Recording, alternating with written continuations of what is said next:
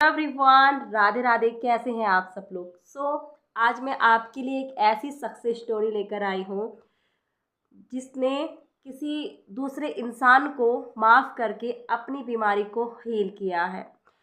मैं क्यों बोलती हूँ आपको हर बार कि फॉरगिव कीजिए, फॉरगिवनेस की प्रैक्टिस कीजिए। अपनी क्लासेस में बताती हूँ कि माफ़ कीजिए उस इंसान को जिसने आपके साथ बुरा किया है, क्योंकि इसमें उस इंसान का कुछ नहीं जा रहा है, आप पे इफ़ेक्ट पड़ रहा है, आपकी वाइब्रेशन पर। आपकी बॉडी में उस तरह के केमिकल्स बन रहे हैं जो आपको हैप्पी नहीं रहने देता है, आपको नेगेटिव कर देता है पूरी तरह से।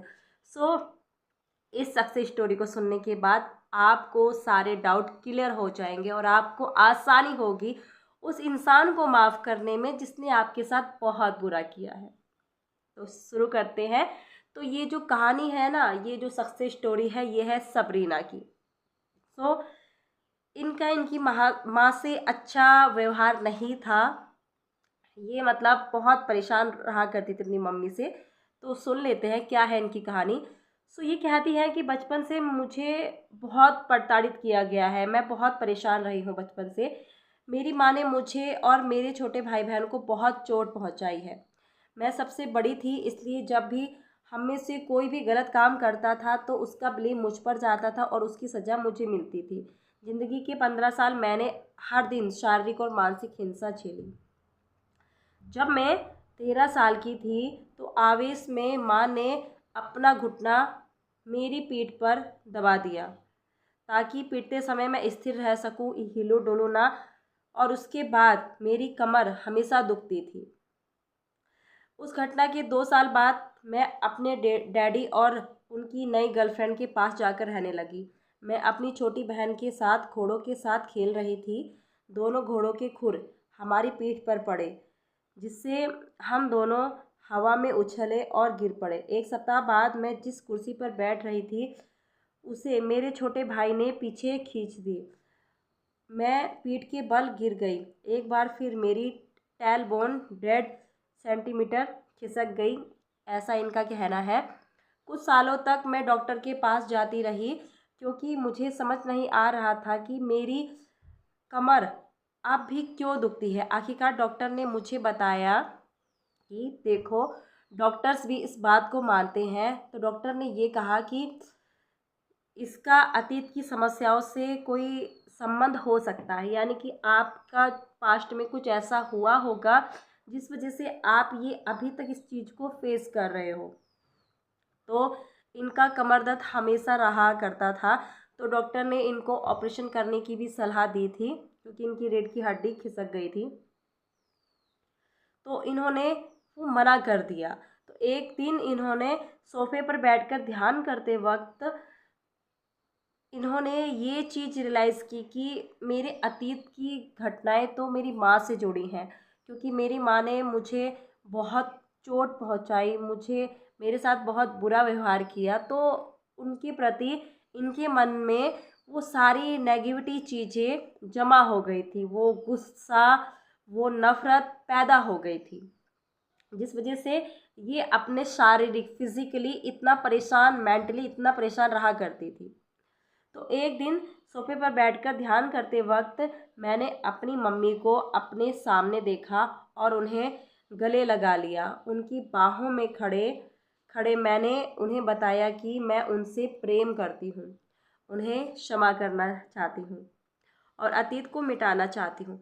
मैंने उनसे कहा, मैं अब समझती हूँ कि आपने वह सब किया जो आप उस वक्त के ज्ञान और अनुभव के लिहाज से कर सकती थी। देखो, हम सामने वाले को इस वजह से ही माफ़ कर सकते हैं, ठीक है, ये आपका अनुभव है, आपका नेचर है। क्योंकि देखो, सामने वाला आपको वही दे सकता है जो इसके अंदर है, जो उसका नेचर है। तो उन्होंने इस ऐसा सोचकर वो अपनी मम्मा को माफ़ कर दिया। और अब ये कहती है कि मैं ये कहती रही कि मैं आपसे प्रेम करती हूँ और आपको क्षमा करती हूँ। मैं रोने लगी और आंसू मेरे गालों पर बहते रहे। मैं लंबे समय तक ध्यान में बैठी रही और बस क्षमा करती रही। मैंने कहा, मम्मी, मैं आपसे प्रेम करती हूँ और मेरे भीतर की सबरीना, इनका नाम सबरीना है, तो मेरे भीतर की सबरीना को भी जी भरकर रो लेने दो। यह मेरे साथ हुई सबसे डरावनी लेकिन सबसे सुंदर चीज़ में से एक थी। उस अनुभव के बाद मैंने अपने डैडी और सौतेली माँ को बता दिया कि मैंने अपनी मम्मी को माफ़ कर दिया है, अतीत को अतीत में ही छोड़ दिया। उस रात मेरी पीठ का दर्द चला गया। माफ़ करते ही इनकी पीठ का दर्द चला गया, क्योंकि अभी आगे बताती हूँ मैं, और दोबारा कभी नहीं लौटा। इसे दूर करने के लिए मैंने बस एक ही चीज़ की थी, मैंने अपनी मम्मी को माफ़ किया था। और इससे न सिर्फ रिश्तों में घुली कड़वाहट से छुटकारा मिला, बल्कि मेरा शारीरिक दर्द भी बाहर निकल गया, शारीरिक दर्द भी ठीक हो गया। जब आप किसी स्थिति के बारे में सोचने का तरीका बदल देते हैं तो उस स्थिति से जुड़ी हर चीज़ बदल जाती है। तो ये थी इनकी कहानी कि फॉरगिवनेस करके इन्होंने अपने दर्द को गायब कर दिया। क्योंकि जब हम किसी इंसान से नफ़रत करते हैं ना, किसी इंसान के लिए हमारे मन में जो डर होता है, जो नेगेटिविटी की एक अलग जगह बन जाती है, वो एक ऐसी फिज़िकली हमें, मेंटली हमें इतना ज़्यादा डिस्टर्ब कर देती है, एक बीमारी का रूप भी ले लेती है, कई बार तो बहुत बड़ी बीमारी का रूप भी ले लेती है। तो देखो, इसमें नुकसान किसका है? इसमें नुकसान हमारा है, हमारी बॉडी का नुकसान हो रहा है, हमारी लाइफ का नुकसान हो रहा है। तो इसलिए माफ़ करना बहुत ज़रूरी है।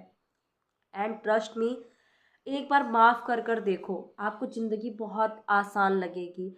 कई बार ऐसा होता है जब हम किसी दूसरे इंसान से नफ़रत करते हैं ना, गुस्सा करते हैं बहुत ज़्यादा, तो हम ना लाइफ में खुश रह पाते हैं, न लाइफ में आगे बढ़ पाते हैं, क्योंकि वो ब्लॉकेज हमारे अंदर रहता है।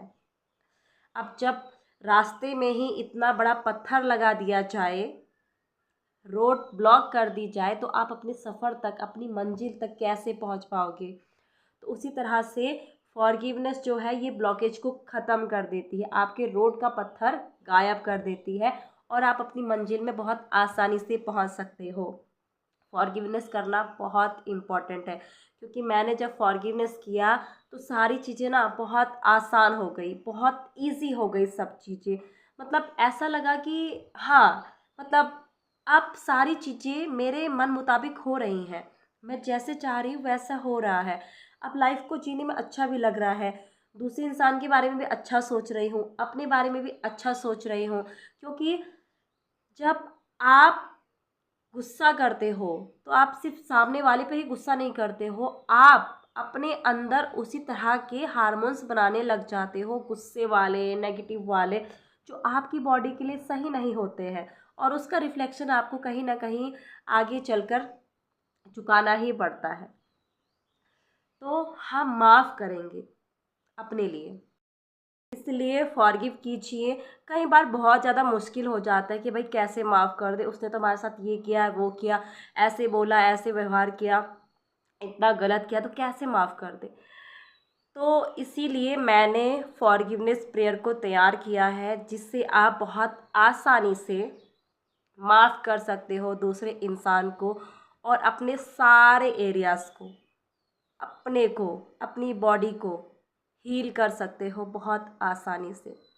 वो ब्लॉकेज ख़त्म हो जाएगा ना, तो सारी चीज़ें आराम से हील हो जाएंगी। सो मिलते हैं अगली नेक्स्ट वीडियो में, तब तक के लिए thank you so much, God bless you, Radhe Radhe, love you all.